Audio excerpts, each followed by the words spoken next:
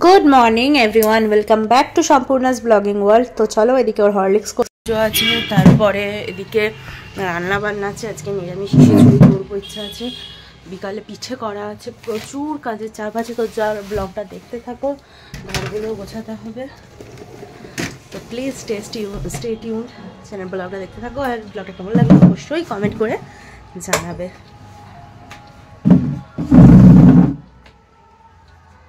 একটুখানি ব্যালকনিটা ঘুরিয়ে দিই সকাল সকাল। তো তারপর চলো আমার হরলিক্সটা করবো। এদিকে এখনো দিদি আসেনি, দিদি আসবে। আজকে প্রচুর কাজ আছে, আজকে পুজো আছে যেহেতু সংক্রান্তি। তারপর একটা পার্সেল এসছে, এটা নিতে। চলো তোমাদের গিয়ে দেখাচ্ছি কি আছে এটাই নিয়েছি। চলো এবার পার্সেলটা দেখে নিই। মিশো থেকে এই 3টে বাস্কেট আমি অর্ডার করেছিলাম ঘরটাকে অর্গানাইজ করবার জন্য। এই যে এই একটা, এরকম একটা ছোটো সাইজ, একটা মিডিয়াম সাইজ, আর এটা একটা বড় সাইজ। চলো একটু নিচে যাই, সবজি নিয়ে আসি। একদম সবজি নেই, এত রকম সবজি দেখলে মনে হয় যা পারবো তাই নিয়ে যাই। তো আমিও দেখো অনেক কিছু সবজি নিয়ে চলে এসেছি এদিকে। তো এই যে কাঁচকলা, পেঁয়াজ শাক, লাউ, অনেক। দেখো আমার স্নান টান সব হয়ে গেছে, আর পুজোও দিয়ে নিয়েছে। আজকে যেহেতু একটু সংক্রান্তির পুজো, তো একটু ভালো করেই দিয়েছে, একটু আলপনা দিয়ে। তারপর একটু ভালো করেই পুজোটা দিয়েছে, একটু আলপনা দিয়ে নিয়েছি, আর একটু মিষ্টি টিষ্টি এনে নিয়েছি। তো এবার চলো আজকে একটু গোবিন্দভোগ চালের খিচুড়ি বসানোর ইচ্ছা আছে। আর তার সাথে দেখি কি ব্রেকফাস্ট করি। এই দেখো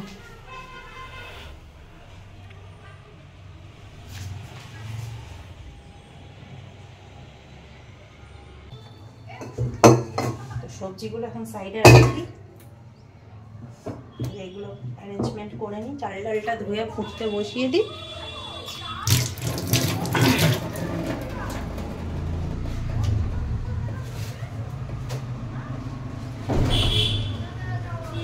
তো দেখো আমরা যেহেতু গোবিন্দভোগ চালের ভাতটা দুজনেই খেতে খুব ভালোবাসি, সেই জন্য আমার বাড়িতে সবসময় একটু গোবিন্দভোগ চাল আনাই থাকবে।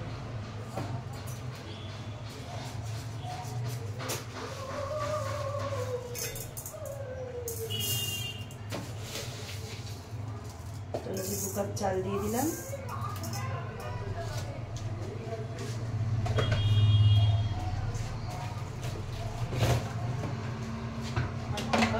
ডাল দেবো।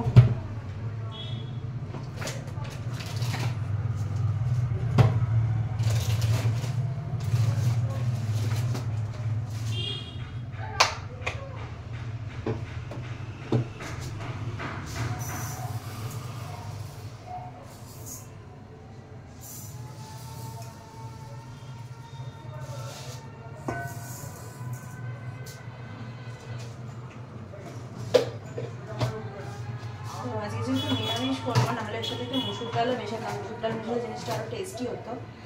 যাই হোক নিরামিষ করবো, তো মুগ ডালটাই থাক, মুসুর ডালটা দেবো না।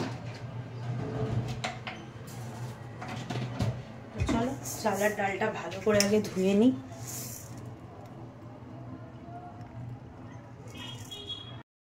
এই যে খিচুড়ি বসিয়ে দিয়েছি এদিকে, খিচুড়িটা হতে থাক।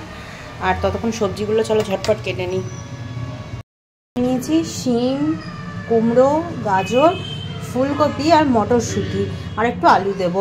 তো দেখি, আর পালং শাকটা দেখবো, যদি ভালো থাকে একটু দেবো খিচুড়িতে। আর এদিকে দেখো অলমোস্ট খিচুড়িটা ফুটেই এসেছে। আর এদিকে বেগুন ভাজাগুলোও বসিয়ে দিয়েছি। আর আমি না বেগুন ভাজাটা সাদা তেলেই করি। আর দেখো কিছু ধনেপাতাও কেটে নিয়েছি। শীতকালে তো একদম ম্যান্ডেটারি সবজি, যাই রান্না করি একটু ধনেপাতা না দিলে যেন মনে হয় ব্যাপারটা ইনকমপ্লিট। তো একটু ধনেপাতাও দিলাম। খিচুড়ি ডান এখানে, গোবিন্দভোগ চালের খিচুড়ি। আর সত্যি এত সুন্দর গন্ধ আসছে না। আর এখানে করে রেখেছি বেগুন ভাজা, আর শুধু আলু ভাজবো আর পাঁপড় ভাজবো, বাস তাহলেই হয়ে যাবে।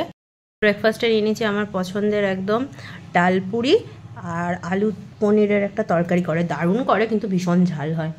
তো চলো ব্রেকফাস্টটা খেয়ে নিই। রান্না অলমোস্ট হয়ে গেছে, শুধু আলুটা ভাজবো, বাস তাহলে রান্নাও হয়ে যাবে। তো এই যে একটা হেলমেট অর্ডার দেওয়া ছিল, তো সেটাই দিতে আসছেন দাদা, নিয়ে নিই। দাদা ওদিকে এসে গেছে দিতে। আর এটা না ওপেন বক্স ডেলিভারি আছে। আমি জানতাম আগে electronic device open box delivery দেয়, তো এটাও যে ওপেন বক্স ডেলিভারি দেবে জানতাম না। তো দেখো দেখে নিলাম, আর কি ভারী, বাপরে। তো চলো ফার্নিচারগুলো একটু মুছে নিই। আর আপাতত না ওই এটা খুলে রেখেছে না, তো ওটা থাকলে না খুব অসুবিধা হচ্ছে মুছতে।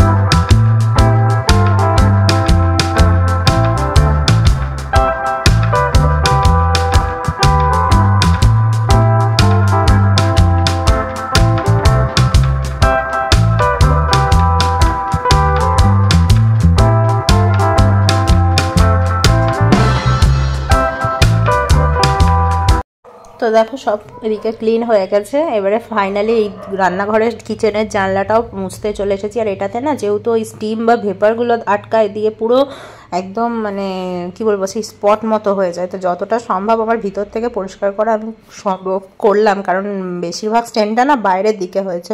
তো দেখো খুব ভালো করে মুছে নিলাম। চলো বিছানার অবস্থা তো দেখতেই পাচ্ছ, এটাকে এবার গুছিয়ে সার্ভ করবো। তো সবার আগে প্রথমে শীতের পোশাকগুলো ভরে দেবো এতে। এটা ভরে দিলে না অনেকটা বিছানাটা খালি হবে না। দেখছো যখন কত শীতের পোশাক বেরিয়েছে।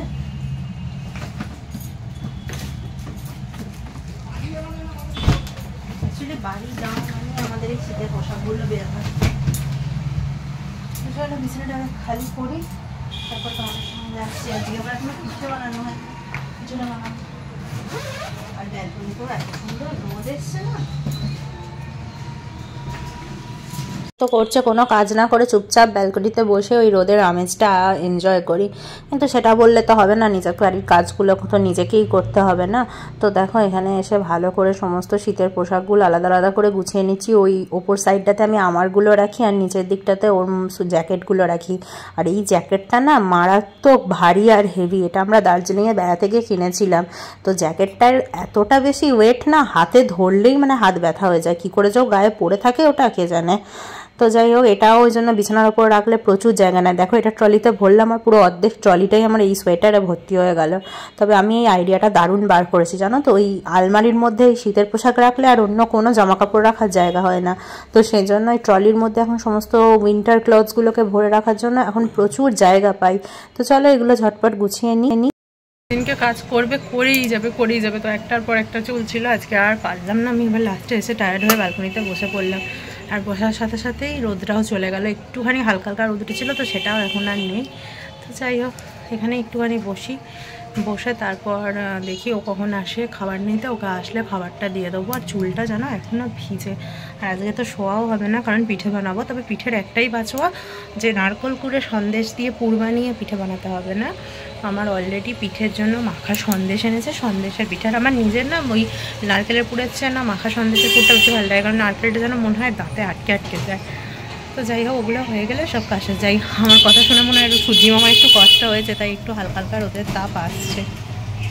নিয়েছি আজকে খিচুড়ি, বেগুন ভাজা, আলু ভাজা, পাঁপড় ভাজা। তো চলো চটপট খেয়ে নিই। বসিয়ে দিয়েছি ফুটতে, দুধটা ফুটুক।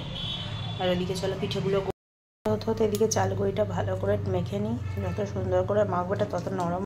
এখানে পিঠেটা নিয়ে নিয়েছি, এখানে মিষ্টিটাও নিয়ে নিয়েছি। তো চলো পিঠেগুলো ঝটপট গড়ে নিই। তো এখানে পিঠেগুলো আমার সিদ্ধ হয়ে গেছে আর এখানে দুধও রেডি। তো চলো পিঠেগুলো এবার দুধে দিয়ে দিই এক এক করে।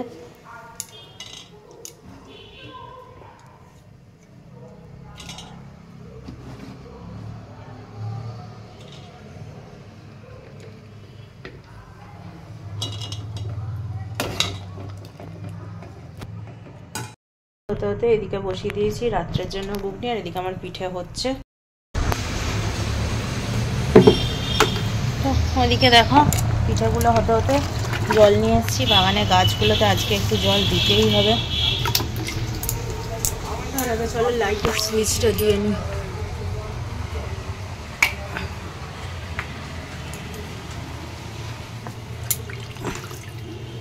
জবা গাছটার অবস্থা দেখছো, পুরো শুকিয়ে গেছে।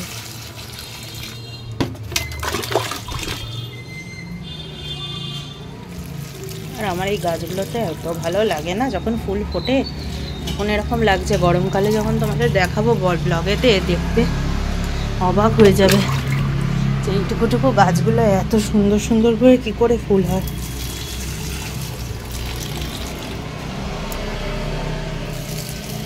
কথা বলতে আমাকে ডেইলি পুজো করার যে ফুল সেটা কিনতেই হয় না।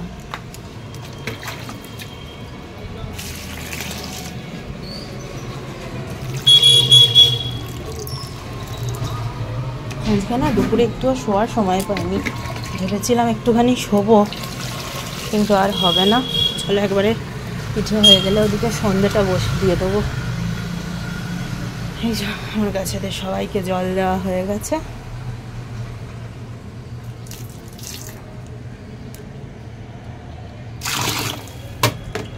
হয়ে গেছে আর পিঠেটা অলমোস্ট ফুটে গেছে। খেজুর গুড় দিয়ে দিয়েছি।